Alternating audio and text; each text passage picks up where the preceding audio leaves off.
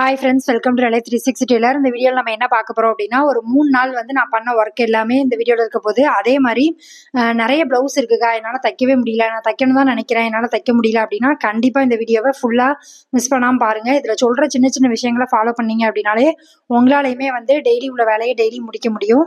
அது என்னலாம் அப்படிங்கிறத அந்த வீடியோ இருக்க போது. நீங்கள் இந்த சேனலை இப்போ தான் ஃபஸ்ட் டைம் பார்க்குறீங்க அப்படின்னா சப்ஸ்கிரைப் பண்ணிட்டு பாருங்கள். அந்த சேனலில் வர எல்லா வீடியோ உங்களுக்கு ரொம்ப யூஸ்ஃபுல்லாக இருக்கும். வாங்க வீடியோக்குள்ளே போகலாம். நீங்கள் இன்னும் மிஷினில் உட்காந்து தைக்க ஆரம்பிக்கல அப்படின்னா தச்சுக்கிட்டே வீடியோ பாருங்க. அப்போ உங்களுக்கு மேல் பிளவுஸ் தைச்ச மாதிரி இருக்கும். அக்கா, நீங்க வந்து சொல்றீங்க டெய்லி தைக்கணும், டெய்லி வந்து வருமானம் சம்பாதிக்கணும் அப்படிலாம் சொல்றீங்க. எனக்கு உங்க வீடியோ பார்க்கும்போது தைக்கணும் தான் தோணுது. ஆனா ஏதோ ஒரு இடத்துல வந்து நான் வந்து திடீர்னு வந்து தைக்க முடியாம போயிருது அப்படின்னு சொல்றவங்க, ஃபர்ஸ்ட் ஒரு விஷயம் என்ன அப்படின்னா, நம்ம மேல நமக்கு ஒரு நம்பிக்கை கண்டிப்பா இருக்கணும். இன்னொருத்தவங்க வந்து நம்ம நம்புறாங்க நம்பல அப்படிங்கிறத தாண்டி நம்ம மேல நமக்கான நம்பிக்கை இருக்கணும். இன்னொன்னு, நீங்க ஒரு தொழில் பண்றீங்க, இது வந்து விளையாட்டு விஷயம் கிடையாது. நம்ம வந்து ஒரு பிளவுஸ் மற்ற விஷயம் எதுனாலும் சரி, நமக்கு ஒரு பொருள் கேட்குறாங்க அப்படின்னா நம்ம வெளியில கூட கடையில வாங்கி கொடுக்க முடியும். ஆனா இதை நம்ம தச்சு கொடுத்தா மட்டும்தான் கஸ்டமருக்கு நம்ம கொடுக்க முடியும். அப்போது இன்னுமே நம்ம ரெஸ்பான்சிபிளா இருக்கணும். ஒரே ஒரு விஷயம் மட்டும் யோசிங்க. இங்க வந்து நிறைய டெய்லர்ஸ் இருக்காங்க, நிறைய கடை இருக்கு. அப்படி இருந்தும் உங்களை தேடி வந்து ஒரு கஸ்டமர் கொடுக்குறாங்க அப்படின்னா உங்க மேல அவங்களுக்கு இருக்கிற நம்பிக்கை தான் ஃபர்ஸ்ட். இன்னொன்னு என்ன அப்படின்னா, இந்த பொண்ணு கொடுத்துருவா கரெக்ட் டைம்ல அப்படிங்கிற விஷயம் தான். இது ரெண்டுலயும் நம்ம உண்மையா இருந்தா மட்டும்தான் நம்மளால வந்து தொழில மேலேயும் வர முடியும், நம்ம தொழிலுக்கும் நம்ம உண்மையா இருக்க முடியும்.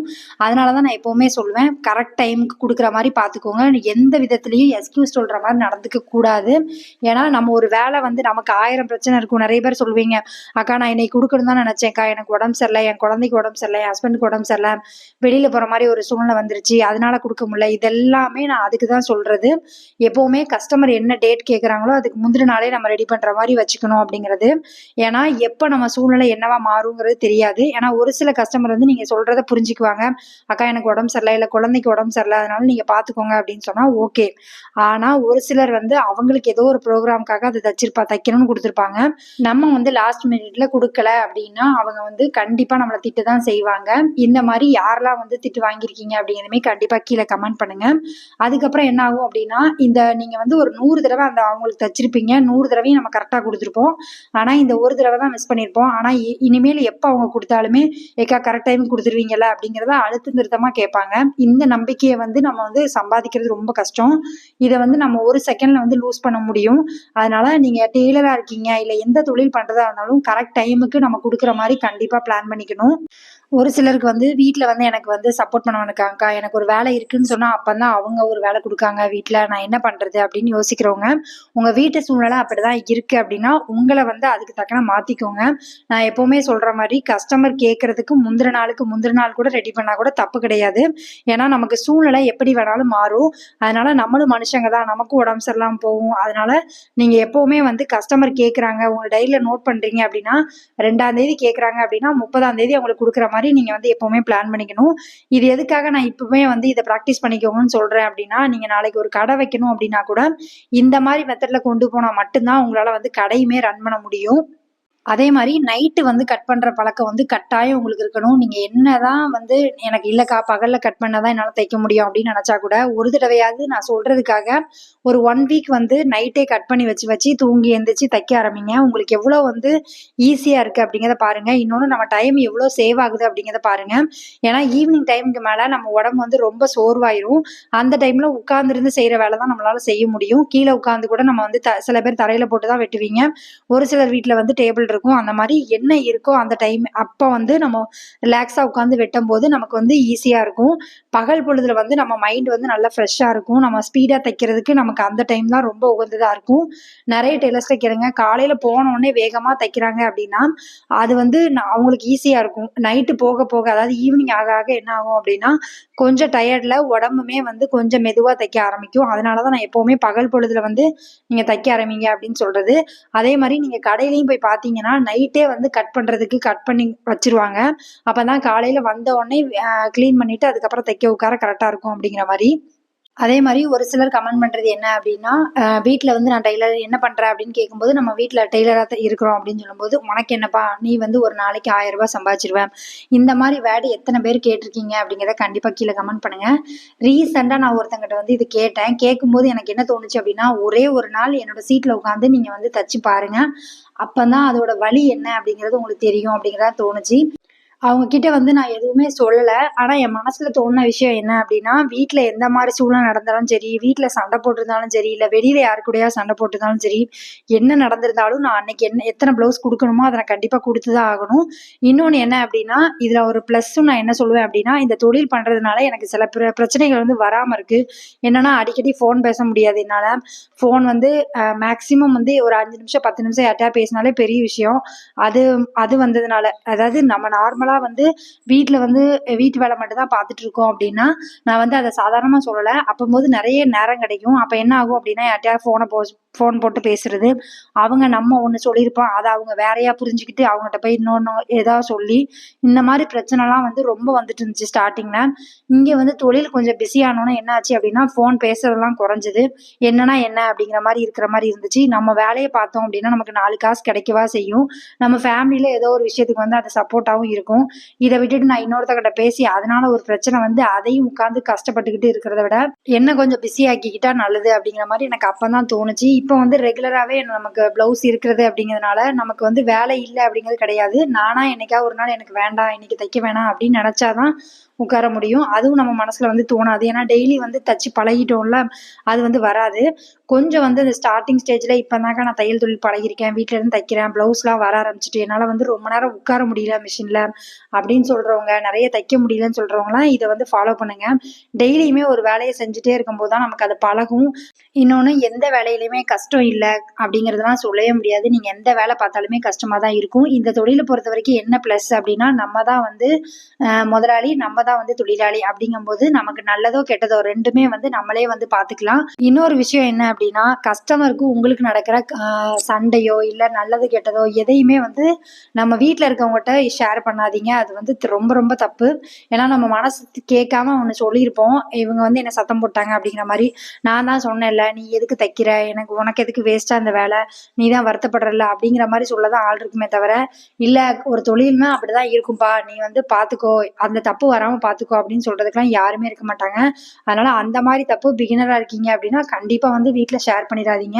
ஏன்னா எல்லா டெய்லர் ஸ்கூல்லயும் ஒரு 100 கஸ்டமர்ட்ட திட்டு வாங்குனதெல்லாம் இருக்க தான் செய்யும். மாத்தி தச்சது, இல்ல வந்து நல்லா தைக்கலன்னு சொல்றது, இது எல்லாமே நடந்திருக்கும்.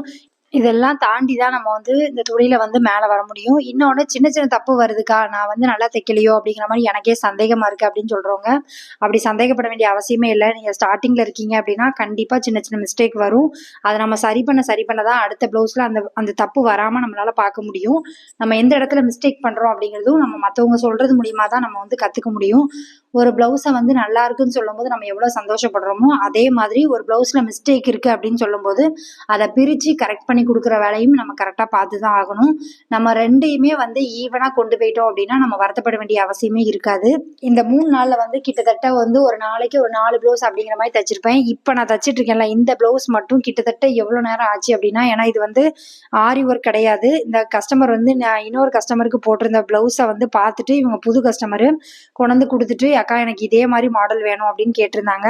அதனால நான் வந்து அதே ப்ளவுஸ வந்து எனக்கு திரும்ப பண்ணி குடுங்கன்னனால, நான் வந்து வேற வழி இல்லாம வாங்கிற வேண்டியதாயிடுச்சு. அவங்களுக்குமே வந்து 1 நாள் தான் டைம் இருந்துச்சு. எனக்கு சனிக்கிழமை நைட்டு குடுத்தாங்க. சண்டே வந்து ஈவினிங் வேணும் அப்படிங்கிற மாரி கேட்டிருந்தாங்க. அந்த ப்ளவுஸ உட்காந்து நான் சண்டே தான் தச்சுட்டு இருந்தேன். இது போக எனக்கு தைக்கிற வேலை வந்து கொஞ்சம் கம்மியா இருந்த மாரி இருந்துச்சு. கையில பண்ற வேலை வந்து அதிகமா இருந்துச்சு. இந்த நெக்கு டிசைன் பண்றது இது எல்லாமே வந்து கொஞ்சம் வந்து கை வேலை ஜாஸ்தி தான். இருந்தாலும் ஒரு கஸ்டமர் கேட்டிருக்காங்க, அவங்களுக்கு பிடிச்சிருக்குன்னு நெனைக்கிறாங்க அப்படிங்கிறதுனால, நான் வந்து இத பண்ணி குடுத்தேன். இன்னொன்னு என்ன அப்டின்னா, இந்த ப்ளவுஸ் மட்டும் தான் சண்டே தச்சது. மத்தபடிக்கு சனிக்கிழமை ஒரு 4 ப்ளவுஸ் தச்சேன். அதுக்கு முந்தின நாள் வந்து 4 ப்ளவுஸ் தச்சேன். ஏன் போட முடியல அப்டின்னா, வேலையே வந்து கரெக்ட்டா இருந்துச்சு. என்னால வீடியோவும் எடுக்க முடியல. நீங்க வந்து எத்தன ப்ளவுஸ் தச்சீங்க இந்த 3 நாள்ல அப்டிங்கிறத போடுங்க. ஏன்னா டெய்லியுமே இனிமே வீடியோ வந்துரும். எதுக்கு வந்து நான் வந்து ப்ளவுஸ வந்து நெறைய இருக்கு. நான் வந்து அத வந்து தைக்கிறேன். நீங்களும் சேர்ந்து தைங்கன்னு சொல்றேன்னா, உங்களுக்கும் அதனால என்ன யூஸ் ஆகும்னா, உங்க கையில இருக்க ப்ளவுஸுமே கொஞ்சம் கொஞ்சமா குறையும். அதனால தான் நான் சொல்றேன். ஒரு சிலர் வந்து எனக்கு 80 ப்ளவுஸ் இருக்கு, 40 ப்ளவுஸ் இருக்கு அப்படிலாம் சொல்லியிருந்தீங்க. நீங்களுமே வந்து டெய்லி ஒரு 4 ப்ளவுஸ் அப்படிங்கிற மாரி கணக்கு பண்ணிக்கோங்க. இதுவரைக்கும் நான் 2 தாங்க தைக்கிறேன் அப்படின்னா 4 வச்சுக்கோங்க. இல்ல நான் 3 ப்ளவுஸ் தைப்பேன்க்கா அப்படின்னா ஒரு 5 வச்சுக்கோங்க. நம்மளே நமக்கு வந்து ஒரு டார்கெட் குடுத்துக்கிட்டா தான் நம்மளால வந்து அந்தந்த டைமிங்ல வந்து தச்சு குடுக்க முடியும். இன்னொன்னு இது எல்லாமே நம்ம தச்சு குடுத்தோம்னா, சும்மா யாருக்கும் தச்சு குடுக்கல. நமக்கு ஒரு ப்ளவுஸ் தச்சு குடுத்தா காசு தரப்போறாங்க. அதனால நீங்க வந்து தச்சு குடுக்கறதுக்கு என்னைக்குமே வந்து சோம்பேறிப்படாதீங்க. உண்மையிலே இந்த 3 நாள் வந்து என்னோட வருமானத்த வந்து டெய்லி வாங்கும்போது எனக்கு அவ்ளோ சந்தோஷமா இருந்துச்சு. உங்களுக்குமே வந்து எப்படி இருக்கும் அப்படிங்கிறத சொல்லுங்க. ஒரு நாளைக்கு ரூ. 1200 என்னால வீட்ல இருந்தே என்னால சம்பாதிக்க முடியுது. இந்த 3 நாள் வந்து தொடர்ந்து வந்து ரூ. 1200 ரூ. 1100 ரூ. 850 இப்படிதான் வந்து சம்பாதிச்சேன். இது வேற வந்து எந்த தொழிலையும் ஒரு நாளைக்கு இவ்வளோ ரூபாய்லாம் சம்பாதிக்க முடியுமா அப்படின்னு கேட்டா கிடையாது. அதனால நீங்க வந்து ஒரு நல்ல தொழில் வந்து கத்துக்கிருக்கீங்க. அந்த தொழில வந்து அடுத்த ஸ்டெப் கொண்டு போணும் அப்படின்னா, கொஞ்சம் வந்து ஹார்ட் ஒர்க் பண்ணுங்க. ஒண்ணும் தப்பு கிடையாது. எனக்கு ப்ளவுஸே வரலக்கா அப்படின்னா கூட கொஞ்சம் கொஞ்சமா வரும். உங்க மேல இருக்க நம்பிக்கைய விட்டுறாதீங்க. இல்லக்கா எனக்கு ப்ளவுஸே வர மாட்டேங்குது. நான் 1 வருஷமா சும்மா இருக்கேன் அப்படின்னா, பக்கத்துல ஒரு டெய்லர் கடை இருக்கு அப்படின்னா, கண்டிப்பா அங்க போய் ஜாயின் பண்ணுங்க. ஏன்னா ஒரு சின்ன சின்ன விஷயம் வந்து நம்ம கத்துக்கவும் முடியும். எதுக்கு சொல்றேன் அப்படின்னா, இப்போ வந்து ஒரு சிலர் வந்து உடனே எனக்கு ப்ளவுஸ் வரும்னு நினைப்பாங்க. எல்லாருக்கும் அந்த மாரி வர்றதில்ல. ஒரு சிலருக்கு வந்து டக்குன்னு பிக்கப் ஆகும். ஒரு சிலருக்கு கொஞ்சம் லேட் ஆகும். அப்படி இருக்கும்போது நீங்க டெய்லர் அப்படிங்கிறது தெரிஞ்சுக்கிறதுக்கு எங்க அப்படின்னா, ஒண்ணு உங்க வீட்ல நீங்க தைக்கிறது எல்லாருக்கும் தெரியணும். நல்லா தைக்கிறீங்க அப்படிங்கிறது. இன்னொன்னு நம்ம வந்து வெளியில யார்ட்டயாவது தச்சு பழகணும் அப்படின்னா, அவங்க கிட்ட இருந்து நெறைய விஷயம் வந்து நம்மளால கத்துக்க முடியும். நான் இன்னுமே நெறைய ப்ளவுஸ்லேருந்து நெறைய விஷயம் வந்து கத்துக்கிட்டே இருப்பேன். இந்த ப்ளவுஸ்ல அழகா இருக்கே! பார்த்தோம்னா அழகா இருக்கு. இதுல என்ன வந்து நல்லா இருக்கு அப்படிங்கிறத பார்த்துட்டு, அத மாரி நம்மளும் பண்ணணும் அப்படிங்கிற மாரி நான் யோசிப்பேன். அதே மாரி ஒவ்வொரு ப்ளவுஸ்லேருந்து ஒவ்வொரு விஷயம் வந்து அதாவது ஒரு அளவு ப்ளவுஸ் குடுக்குறாங்க அப்படின்னா, அந்த ப்ளவுஸ்லேருந்து நம்ம என்ன கத்துக்க முடியும் அப்படிங்கிறத பாருங்க. இந்த தொழில பொறுத்தவரைக்கும் டெய்லியுமே வந்து ரொம்ப ரஷ்ஷா இருக்குமா அப்படின்னு கேட்டா கிடையாது. ஒரு சில நாள் வந்து கொஞ்சம் ரஷ்ஷா இருக்கும். ஒரு சில நாள் வந்து கொஞ்சம் வந்து கம்மியா தான் இருக்கும். ஆனாலுமே நம்ம வந்து என்ன பண்ணணும் அப்படின்னா, நம்ம வேலைய வந்து கரெக்ட்டா பிரிச்சு நம்ம அந்தந்த டயத்துல பண்ணிட்டோம் அப்படின்னாலே கொஞ்சம் வந்து ரஷ் இல்லாம இருக்கும். எதுக்கு சொல்றேன்னா, இப்போ ஒரு 3 நாள் மட்டும் ஒரு 2 பேர் தர்றாங்க அப்படின்னா, அந்த ப்ளவுஸ் அப்ப ஃப்ரீயா இருக்கும் அப்படின்னா, அடுத்த நாளே எடுத்து தைக்க ஆரம்பிச்சிரணும். 2 ப்ளவுஸ் தானே இருக்கு. நாளைக்கு பார்த்துக்கலாம், நாளைக்கு பார்த்துக்கலாம்னு ஒரு வாரம் நம்ம தள்ளிட்டோம் அப்படின்னா, அடுத்த வாரம் நெறைய ப்ளவுஸ் வர ஆரம்பிச்சுச்சு அப்படின்னா, அந்த 2 ப்ளவுஸும் பெண்டிங்ல தான் இருக்கும். அதனால தான் நான் எப்பவுமே கையில இருக்க ப்ளவுஸ உடனே உடனே தச்சு குடுங்க அப்படிங்கிறது சொல்றேன். இன்னொன்னு என்ன அப்படின்னா, நீங்க தச்சு குடுத்துட்டு அந்த பணத்த வாங்கும்போது ஒரு சந்தோஷம் இருக்கும்ல. அடுத்த நாள் இன்னும் நான் நெறைய தைக்கணும் அப்படிங்கிற எண்ணமுமே உருவாக்கும். அதனால தான் நான் எப்பவுமே சொல்லுவேன், தச்சு குடுத்த உடனே அமௌண்ட் வாங்கி பழகுங்க அப்படிங்கிறத. நேத்து வந்து நான் ஈவினிங் வந்து ப்ளவுஸ் எல்லாம் குடுத்துட்டு, நான் வந்து ஹோல்சேல்ல போயி எனக்கு கொஞ்சம் கொஞ்சம் திங்ஸ் தேவைப்பட்டுச்சு. அது எல்லாமே வாங்கணும் அப்படிங்கிறதுக்காக போயிருந்தேன். அந்த வீடியோவுமே நான் என்ன பொருள்லாம் வாங்கியிருக்கேன் அப்படிங்கிறத நான் அடுத்த வீடியோல வந்து கண்டிப்பா ஷேர் பண்றேன். அதே மாரி மாசத்துக்கு ஒரு தடவ வந்து உங்க கையில எத்தன லைனிங் இருக்கு, என்னென்ன பொருள் வந்து காலியா இருக்கு, எந்த பொருள் வந்து வாங்கணும் அப்படிங்கிறத வந்து கொஞ்சம் வந்து முன்னாடியே கொஞ்சம் தெரிஞ்சுக்கிட்டு வாங்கி வச்சுக்கிட்டீங்க அப்படின்னா, உங்களுக்கு வந்து டெய்லி கடையில போய் லைனிங் வாங்கணுங்கிற தொல்ல கிடையாது. அது வந்து டைம் வேஸ்ட் ஆகும். அதே மாரி ஒரு குக்கி பாக்கெட் வந்து ஒரு பாக்கெட்டா வாங்குனீங்க அப்படின்னா, ஒரு சில இடத்துல ரூ. 5 விக்கிறாங்க. ஒரு சில இடத்துல ரூ. 10 விக்கிறாங்க. அதே நம்ம ஒரு பாக்கெட்டா வாங்குனோம் அப்படின்னா, ஒரு பாக்ஸ்ல 15 பாக்கெட் இருக்கு. அதுவே மொத்தத்திலேயே வந்து ரேட் வந்து கம்மியா தான் வரும். அப்படி வாங்கும்போது நமக்கு கொஞ்சம் வந்து லாபமும் இருக்கும். அதே மாரி வாங்கி பழகுங்க. அதே மாரி வந்து ரொம்ப வந்து பொருள வந்து வாங்கி நான் அது பண்ண போறேன், இது பண்ண போறேன்னு நெறைய பொருள் வந்து வீட்டுக்குள்ள சேர்க்காதீங்க. ஏன்னா ஒரு ஆரியே பண்றீங்க அப்படின்னா, இப்ப தான் நீங்க பிகினரா இருக்கீங்க அப்படின்னா, கண்டிப்பா அதுக்கு என்ன தேவையோ அத மட்டும் கொஞ்சம் கொஞ்சமா வாங்கிக்கோங்க. ஃபர்ஸ்ட்டு வந்து அத போட்டு பாருங்க. உங்களால முடியுதா? முடியலையா? இல்ல எதுவும் வேற ஏதாவது ப்ராப்ளம் வருதா? என்னன்னு பார்த்துட்டு அதுக்கப்புறமா மொத்தமா வாங்க. ஒரு சிலர் வந்து வாங்கும்போதே பல்க்கா வாங்கிக்கிறது. ஒரு 10 நாள் கழிச்சு என்னால முடியலன்னு போட்டுறது. அத வந்து வீட்ல வம்பா இருக்கும். அதனால நீங்க வந்து அந்த மாரி பொருள் வாங்கும்போது கொஞ்சம் வந்து கவனமா வாங்குங்க.